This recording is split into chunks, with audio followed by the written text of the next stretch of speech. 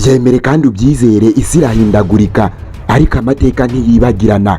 Igihe twari tuzi ko twatsinze ibyorezo birimo na COVID-19, dore muri uyu mwaka wa 2026 indi nkundura iratangiye. Si intambara y'imbunda nk'uko tumaze kubimenyera hirya no hino ku isi, ahubwo ni intambara ihishe mu mbeba ntoya ubonaho hirya mu mirima ndetse no mu nzu yawe. Antivirus. Iki ni icyorezo gihangayikishije isi muri uyu mwaka wa 2026. Isi ntiyari yarigeze ikitegura kuko isi yose twari duhugiye mu ntambara zo mu burasirazuba bwo hagati. Reka dusubire inyuma gato mu mwaka wa 1950, ubwo abasirikari mu ntambara ya Korea barwaraga indwara itazwi hafi y'uruzi rwa Hantan. Icyo gihe byahindutse inzozi mbi. Uwa mbere wayanduye yayandujwe n'imbeba zo mu gasozi. Kuva icyo gihe iyo virusi yagiye ihitana abantu mu buryo butuje kandi bukomeye buteye urujijo, kuko muri Aziya no muri Amerika tutibagiwe no muri Afurika imibare yabo yahitanye iteye ubwoba, kuko hafi 50% byabo yafashe ntibashoboye kuyirokoka.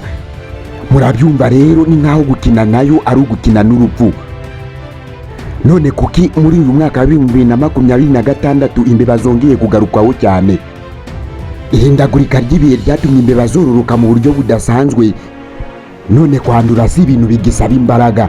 Dore uburyo yandura: igihe uhumetse umukungugu wandujwe n'inkari cyangwa amashyira y'imbeba zanduye. Ubu nibwo buryo bwa mbere. Nanone ibitekerezo byacu bitubwira ko dushobora kuyandurira mu bikoni byacu, mu bubiko ndetse no mu mirima itumuka mutuvungukira twanduye.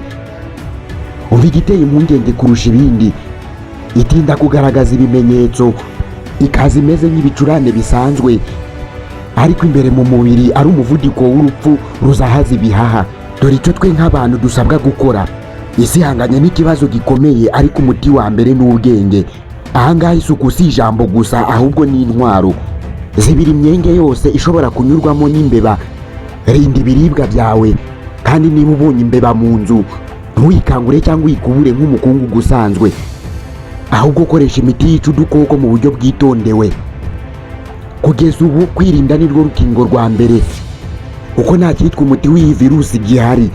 Ubu butumwa bugeze ku bandi benshi, kuko ubuzima bwawe niwo mutungo wa mbere. Njye wumvaga nitwa 2MC, ikiganiro ni impamba y'ubwenge.